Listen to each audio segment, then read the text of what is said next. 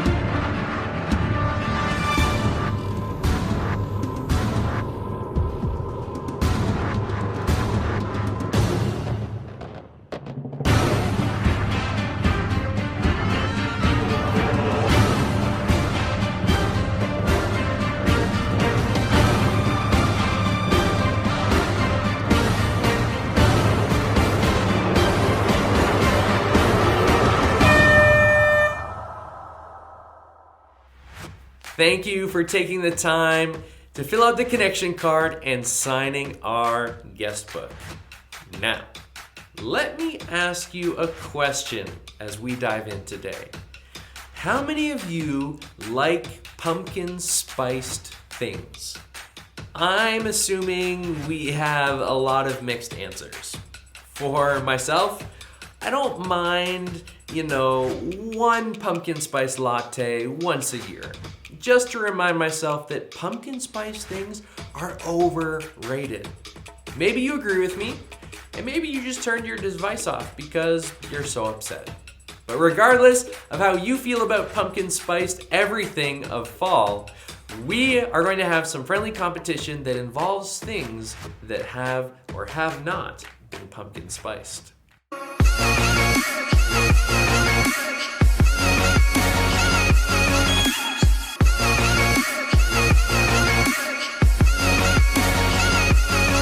In a moment, I'm going to put on the screen 10 different products one at a time, and you have to decide if those products have been pumpkin spiced or not.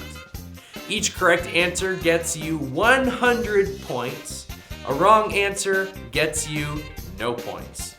And if there's a tie in points at the end, we will have a tiebreaker to declare the winner. Once you have declared your winning family member, take a photo together and post it on our LakePoint Junior High Facebook page for the chance to win a prize.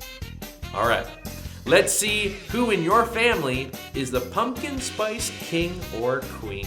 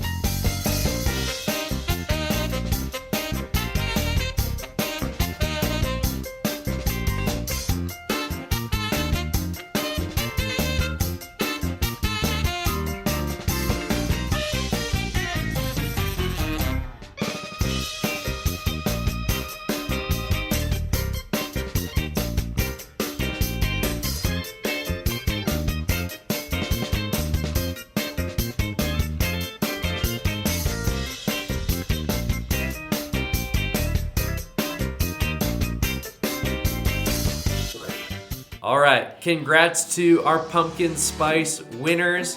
Why don't you press pause and take a minute to capture a photo of the family participating together and post it in our Facebook group for the chance to win your choice between 4 books and a Tim Hortons gift card. Once you've done that, jump back into the video as we move into a brand new series that's all about family. In the animal kingdom, gorillas often greet each other with a hug. Certain species of penguins propose to their partner with a pebble. Female lions do all the hunting for their family. Orcas live with their parents their whole lives. While every family is different and every family is unique, the truth is, they're still our fam. Over the next few weeks, we are going to be talking about family. I think that family is one of the things that all of us watching today have in common. And yet, our families can look really, really different from each other. For you, a family could mean a mom and a dad under one roof. For others, it's one parent in one home and one in another. Maybe it's no parents at all. I mean, your family could include a ton of siblings, or you could be the only sibling. You could have step-parents, step-siblings, grandparents, uncles, aunts, foster parents, adopted parents. I mean, families are so unique to each and every one of us. And no matter what our families look like, we all have to navigate through the complicated dynamics of our families. And that can be unpredictable, it can be frustrating, and it can even be exhausting at times. And so that's why in this series, we're going to take a look at some of God's truth when it comes to our family dynamics. I believe that God has something to say about the way He can love us, help us, comfort us, and even use us when it comes to our family. So check out week 1 of our brand new series titled Fam.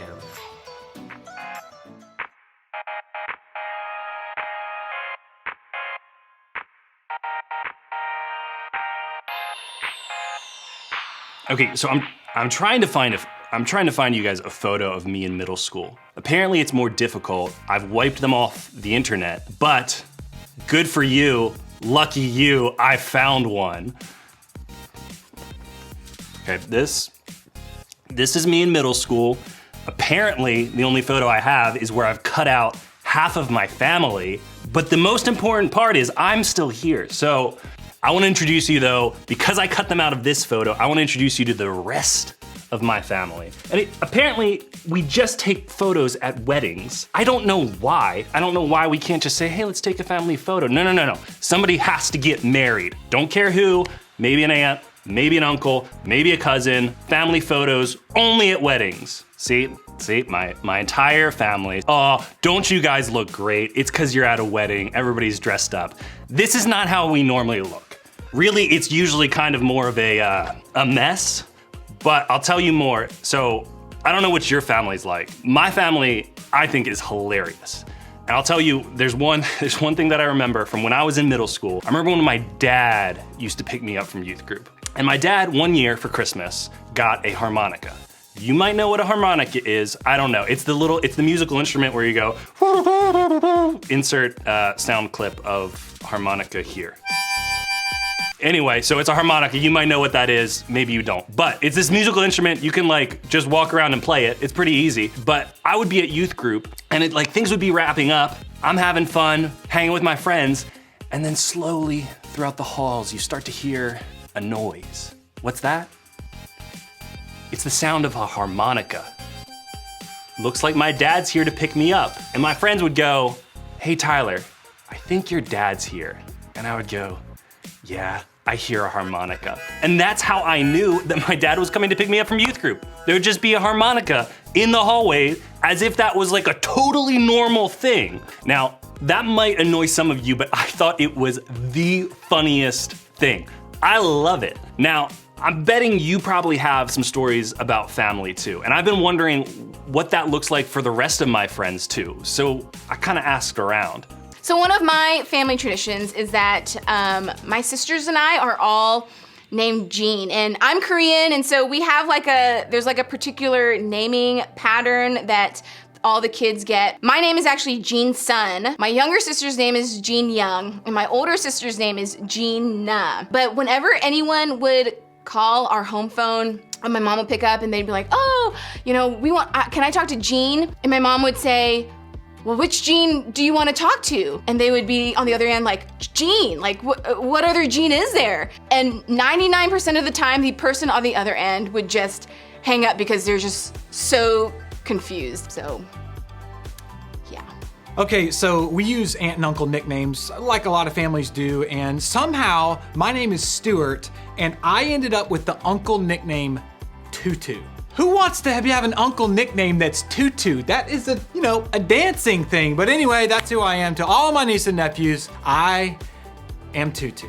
So in my family, we use lots and lots of nicknames. As a matter of fact, my mom actually calls me Mama Mia, and I call her Baby. So one of the traditions when I was a kid that my family would do to celebrate New Year's, we would cook a whole hog and we would have what is called a pig pickin', and it would be drenched in vinegar barbecue sauce because that's what we did in North Carolina. So something unique about my family, our last name is Bohens, and growing up, every time we would go out to a restaurant to eat and we would put our name in, what's the thing up front called?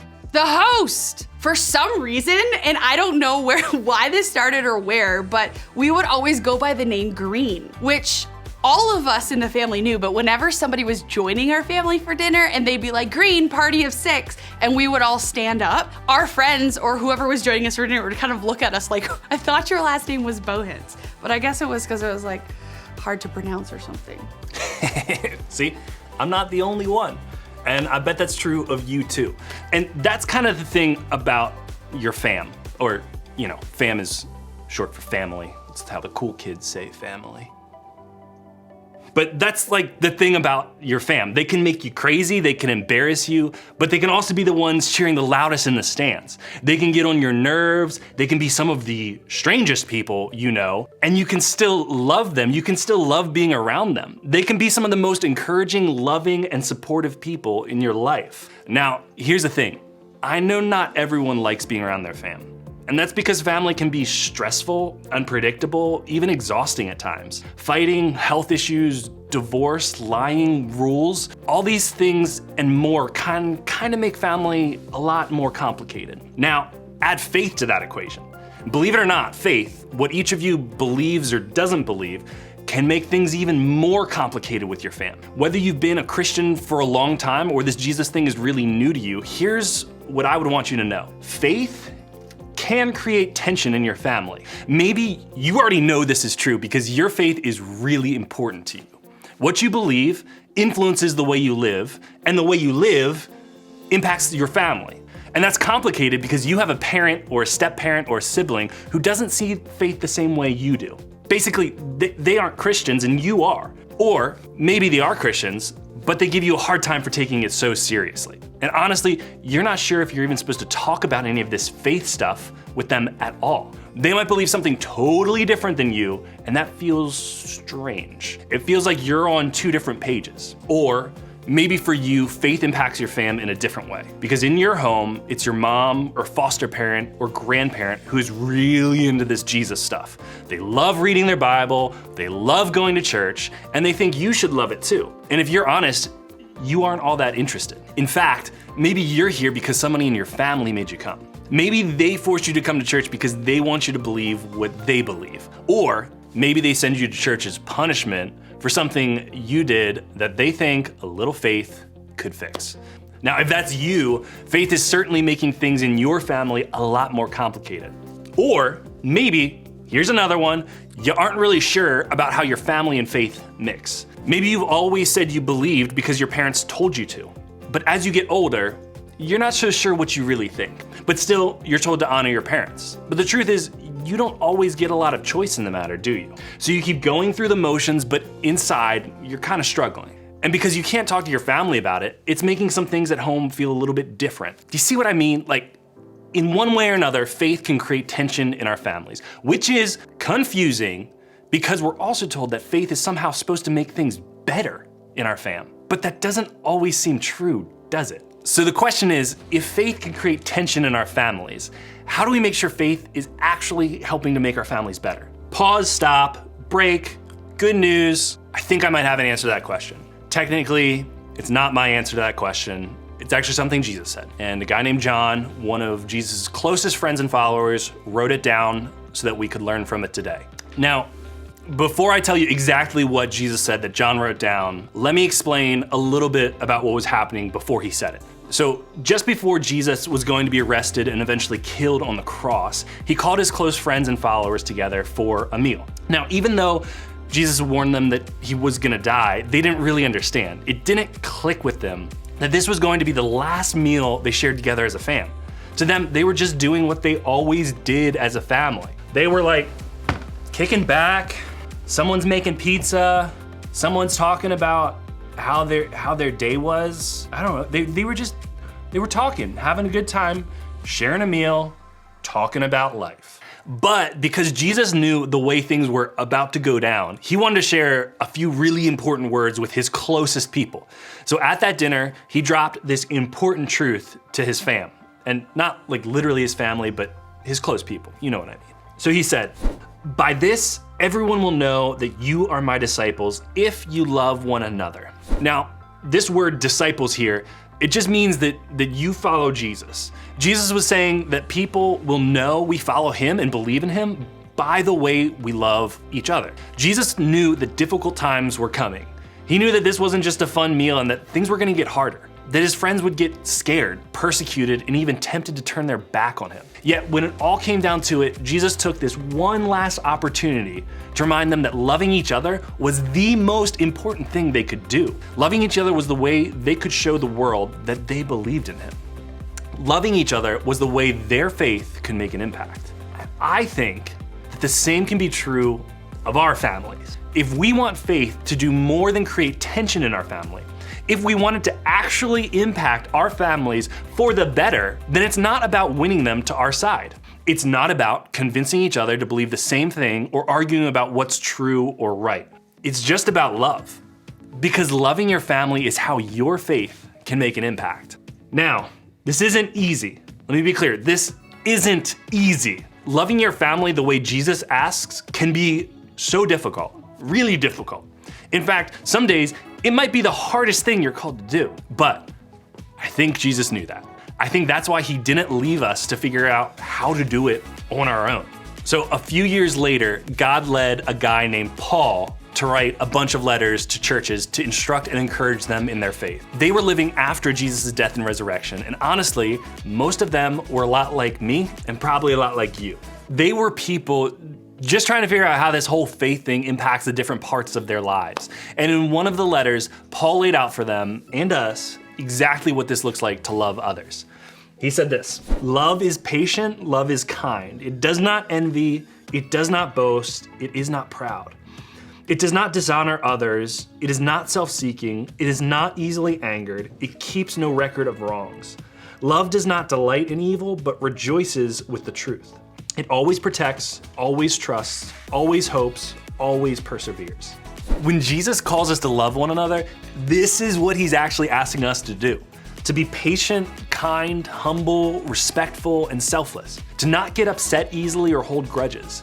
To protect and trust and hope and stick it out with the people around us. To love our family the way Jesus calls us to love them. So you probably see this by now, but loving your family is how your faith can make an impact. Love is where it starts. So no matter what you believe or what your family believes when it comes to faith, this is something we can all do. We can all try and love the people in our fam just a little bit more. If you're doing it because you believe in Jesus, that's great. But if you're not so sure that you believe in Jesus, trying to love your fam can still make things better. Let's talk about this week. Here's what I would want you to think about. What does it look like to love your family? It could mean being patient and kind to the adults in your home. You could not be arrogant or act like you know everything when you talk about your beliefs with your family members who believe something different.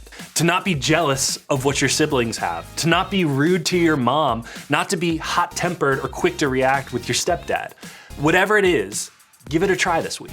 I bet you can do it. And to help you not get overwhelmed, start by just picking one. That's all I'm asking you to do, just one.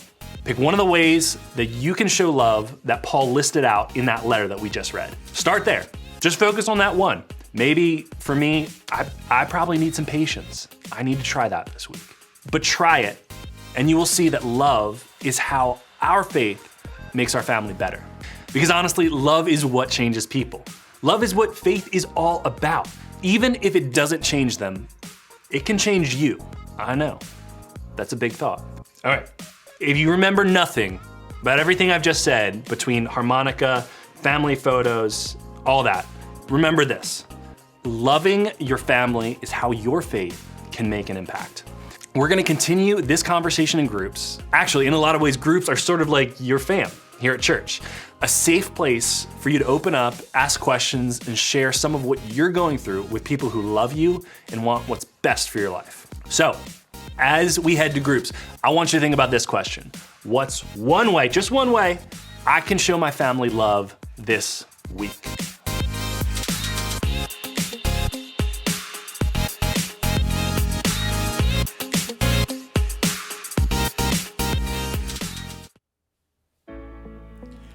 Loving your family is how your faith can make an impact. And I love that line so much, and it sounds so amazing.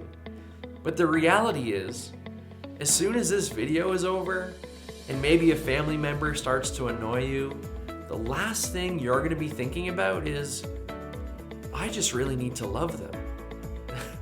No, you're gonna be thinking, how can I annoy them back so they know how much they're annoying me right now? I mean, just think about that. And I get it. I mean, loving our family can be really, really tough. And so what we're gonna do is just pick one of 3 ways you can show love that the Apostle Paul listed. Just focus on one. And I really do believe that you will see that love is how your faith makes your family better. So pick one way to express love from the following 3. Kindness, patience, and slow to anger. Pick one of these 3 things and ask God to give you the ability to start demonstrating it with your family. It could mean that you start being more patient with your parents when they ask you to do something that you don't want to do. It could mean being more kind to your siblings when they drive you crazy. It could mean celebrating and affirming family members when good things happen in their life instead of being angry because those things didn't happen to you. It could mean not being rude to a step-parent or not being hot-tempered in your reactions when you find out which parent you're spending Thanksgiving with. Being more kind, being more patient, or being slow to anger. It's going to help you and your family. Remember, loving your family is how your faith can make the greatest impact. So what area do you need to show love to your family? Parents, this is where we're gonna turn things over to you. In a moment, you'll see some questions on your screen.